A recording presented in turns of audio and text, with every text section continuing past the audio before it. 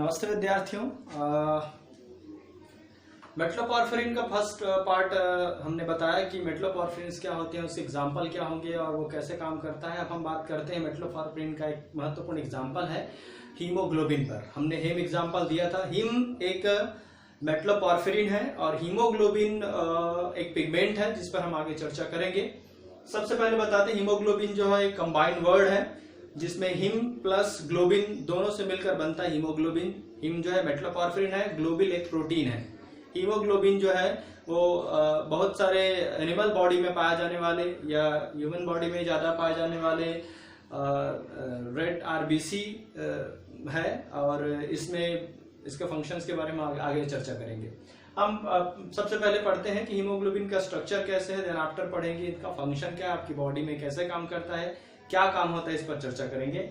सबसे पहले पढ़ते हैं इसका स्ट्रक्चर दिया था फिशर एंड विल्स्टेटर ने दिया था इसका स्ट्रक्चर कि दिखने में कैसा होता है।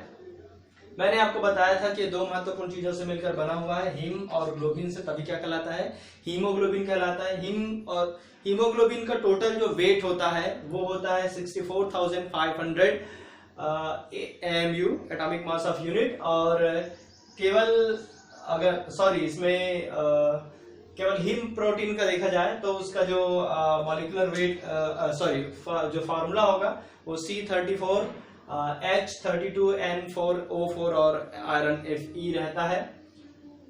जो ग्लोबिन प्रोटीन रहता है उसमें 4 पॉलीपेप्टाइड बॉन्ड आपको देखने को मिलेंगे। 4 पॉलीपेप्टाइड जो है वो जिसमें से एक पॉलीपेप्टाइड बॉन्ड में 2 अल्फा और 2 बीटा के सीरीज पाए जाते हैं। ये मान के चलिए आप 2 अल्फा और 2 बीटा सीरीज कहलाता है। एक अल्फा में टोटल 141 अमीनो एसिड रहता है। एक ग्लोबिन प्रोटीन में 4 पॉलीपेप्टाइड बॉन्ड होते हैं। 4 पॉलीपेप्टाइड बॉन्ड में पर जो पॉलीपेप्टाइड बॉन्ड होता है वो 2 अल्फा और 2 बीटा का सीरीज कहलाता है। 1 अल्फा सीरीज में टोटल मिलाकर 141 अमीनो एसिड जो होते हैं, 141 अमीनो एसिड जो है वो बॉन्डेड होते हैं और एक बीटा में 146 अमीनो एसिड जो है वो बॉन्डेड होते हैं। किस प्रकार से बॉन्डेड होते हैं इस पर हम चर्चा करते हैं। यह मैंने आपको पहले बताया था कि ये हिम का एक स्ट्रक्चर है। मैंने इसमें बाकी जो एक्सिलरीज जो एटम्स है उसे हटा दिया है, केवल मैंने ये फोकस आपको दिखाने के लिए, ये बेसिक फंक्शन पर बताने के लिए कि ये जो आयरन के साथ बॉन्डेड है ये स्क्वायर प्लानर स्ट्रक्चर है जिसमें नाइट्रोजन कनेक्टेड है, बॉन्डेड है पायरोल रिंग के साथ। और जब ये ग्लोबिन प्रोटीन के साथ जुड़ता है तो ग्लोबिन प्रोटीन के साथ जुड़ने के लिए वो नाइट्रोजन से कनेक्ट होता है इमाइडोजोल के साथ जिसमें हिस्टिडीन जो है वो बॉन्डेड रहता है। जैसे एग्जांपल देख लीजिए, इसी का एक केस मैंने यहाँ पे निकाल के रखा हुआ है, देख लीजिए इसमें, जिसके इस हिस्से में और इस हिस्से में 2 कार्बोक्सिलिक बॉन्ड आपको नजर आएगा। ये कार्बोक्सिलिक बॉन्ड के थ्रू ही ग्लोबिन प्रोटीन के साथ क्या होता है, जुड़ता है, कनेक्टेड रहता है। लेकिन आपको ये बताना पड़ेगा ये वाला हिस्सा ग्लोबिन प्रोटीन है, ये आपको जो दिख रहा है वो ग्लोबिन प्रोटीन है और ये आयरन मॉलिक्यूल जो है प्लेनर जो दिख रहा है आपको 1 2 3 4 नाइट्रोजन जो है वो तो ये नाइट्रोजन है। ऊपर की तरफ एक बॉन्डिंग के लिए स्पेस रहेगा और आपको जो नीचे की तरफ दिख रहा है जिसमें ये नाइट्रोजन कनेक्टेड है, इस नाइट्रोजन को इमाइडोजोल नाइट्रोजन कहा जाता है। इमाइडोजोल नाइट्रोजन जो है वो हिस्टिडीन के थ्रू किससे जुड़ा होगा, ग्लोबिन प्रोटीन के साथ जुड़ा होता है। क्या बोला मैंने, आपको समझ में आया? आयरन मॉलिक्यूल जो रहेगा वो इमाइडोजोल नाइट्रोजन से कनेक्टेड है। यह इमाइडोजोल स्ट्रक्चर जो है वो हिस्टिडीन के साथ जुड़ा होता है। ये हिस्टिडीन जो है वो ग्लोबिन प्रोटीन के साथ जुड़ा होता है। एक ग्लोबिन प्रोटीन में टोटल 4 हिम मॉलिक्यूल जो है वो कनेक्टेड होते हैं। एक ग्लोबिन प्रोटीन में 4 हिम मॉलिक्यूल, जैसे ये एक हिम मॉलिक्यूल हुआ वैसे दूसरा हिम मॉलिक्यूल, तीसरा हिम मॉलिक्यूल और चौथा हिम मॉलिक्यूल। इस प्रकार से एक ग्लोबिन प्रोटीन में टोटल मिलाकर 4 हिम मॉलिक्यूल अटैच्ड होते हैं। सॉरी, यहाँ पे मैंने जो आपको मॉलिक्यूलर वेट बताया था ये केवल हिम का मॉलिक्यूलर वेट है, हीमोग्लोबिन का नहीं, उसका मॉलिक्यूलर वेट बहुत ज्यादा होगा। और आपको बताना पड़ेगा कि आयरन से इमाइडोजोल के थ्रू जुड़ा होता है ग्लोबिन, लेकिन ग्लोबिन प्रोटीन और हिम पार्टिकल जो रहता है, हिम प्रोटीन जो रहता है वो कार्बोक्सिलेट एसिड द्वारा भी कनेक्टेड रहता है, जिसमें कार्बोक्सिलिक एसिड का कार्बोक्सिलेट फॉर्म जो है वो नाइट्रोजन के थ्रू क्या रहता है, कनेक्टेड रहता है। ये इस हिस्से का होगा, उसी प्रकार से 2 और हिस्से होते हैं। अब आपको बताना पड़ेगा कि आयरन मॉलिक्यूल जब वर्किंग फंक्शन के लिए आएगा तब उसका स्ट्रक्चर कैसे होगा, जब वो काम करेगा तब उसका स्ट्रक्चर कैसे होगा, ये काम कैसे करता है, इस पे थोड़ा सा चर्चा करते हैं ताकि आपको इसका स्ट्रक्चर जो है समझ में आए। आपकी बॉडी में, ह्यूमन बॉडी में आयरन का जो हीमोग्लोबिन का मेन जो वर्क होता है, मेन फंक्शन जो होता है वो ऑक्सीजन को कैरी करना होता है, ऑक्सीजन को लंग्स से टिश्यूज तक ले जाना होता है और यही उसका सबसे मेन काम होता है। तो अब इसके लिए उसके फंक्शन कैसे होते हैं आपको बता देते हैं, इस पे चर्चा करते हैं। तो जैसे आपको लग रहा होगा कि आयरन का एक हिस्सा ओपन है और दूसरा हिस्सा नाइट्रोजन इमाइडोजोल से कनेक्टेड है और कनेक्टेड है, तो ये फंक्शन कैसे करेगा जब आयरन पूरी तरह से बॉन्डेड है। तो अब आपको याद रखना पड़ेगा, आयरन का एक हिस्सा आपको क्या दिख रहा है, खाली दिख रहा है, याद रखिएगा इसका। दूसरा हिस्सा इमाइडोजोल से कनेक्टेड है, लेकिन चारों हीम के साथ ऐसा नहीं होता। इनमें से केवल 2 हीम ऐसे होते हैं जो इस प्रकार से बॉन्डेड होते हैं।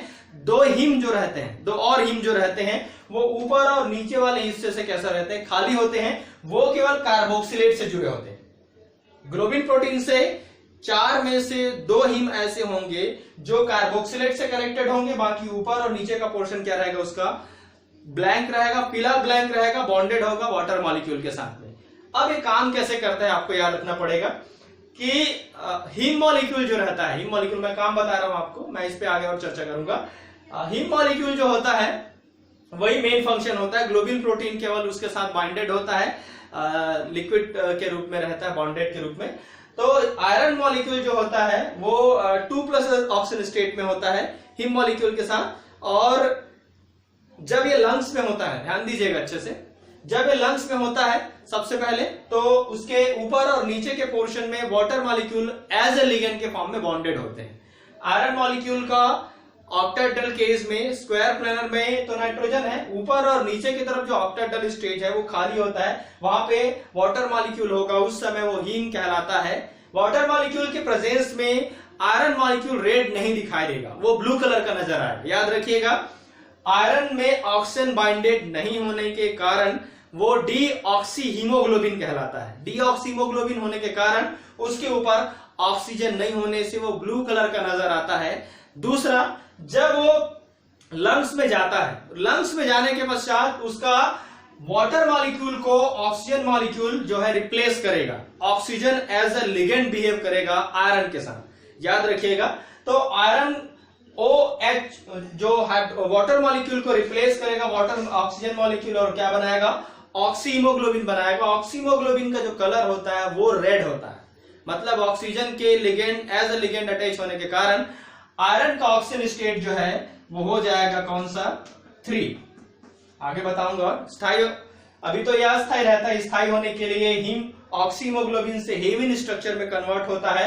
हेविन स्ट्रक्चर में आयरन का ऑक्सीजन स्टेट क्या हो जाता है, 3+ हो जाता है। तो 3+ स्टेज में वो ऑक्सीजन को क्या करेगा, कैरी करेगा। अब ऑक्सीजन को जो हीमोग्लोबिन होता है वो लेकर कहां जाएगा, टिश्यूज तक जाएगा, कोशिकाओं तक पहुंचेगा। और कोशिकाओं में पहुंचने के पश्चात वो जब किसको, ऑक्सीजन मॉलिक्यूल को रिलीज करेगा, छोड़ेगा, मायोग्लोबिन को देगा, जहां पर मायोग्लोबिन जो रहता है उसे कलेक्ट करके अपने पास रखता है।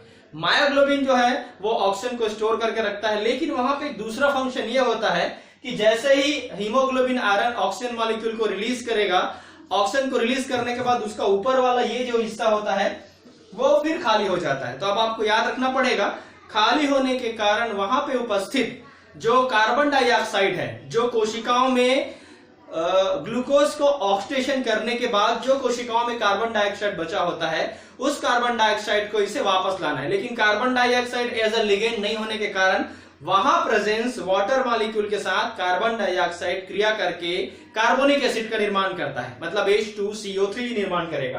कौन, carbon dioxide plus H2O molecule किसका निर्माण करेंगे, H2CO3 कार्बोनिक एसिड का निर्माण करेंगे, जो कि इस फॉर्म में रहते हैं H+HCO3-। तो H+ जो है वो उसके साथ जुड़ेगा तो प्रोटोहीम कहलाएगा। तो बाइकार्बोनेट जो माइनस वाला जो रहता है वो कनेक्टेड होगा, वो फ्लूइड के रूप में आएगा, किसके साथ, आयरन के साथ। आयरन के साथ फ्लूइड के रूप में कौन आएगा, कार्बोनेट आएगा, किसके साथ, आयरन के साथ। तो अभी ये 3+ था, ध्यान दीजिएगा 3+ है, और जैसे ही बाइकार्बोनेट इसके साथ कनेक्ट होगा ये क्या बन जाएगा, वापस 2+ हो जाएगा। वापस 2+ होते ही बाइकार्बोनेट को लेकर ये वापस कहां आएगा, ध्यान दीजिएगा ये कार्बन डाइऑक्साइड नहीं ला रहा है, ये बाइकार्बोनेट लाएगा। जब बाइकार्बोनेट को बाइंड करके लाएगा ये वापस कौन से कलर में हो जाएगा, ब्लू कलर में। आपने नाम सुना होगा शीरा, धमनी, वेन्स सुना होगा। तो आपको याद होगा कि धमनी में शुद्ध रक्त बहता है। शुद्ध रक्त का मतलब ऑक्सीजन युक्त हीमोग्लोबिन, उसको शुद्ध रक्त कहते हैं, वो रेड दिखाई देता है।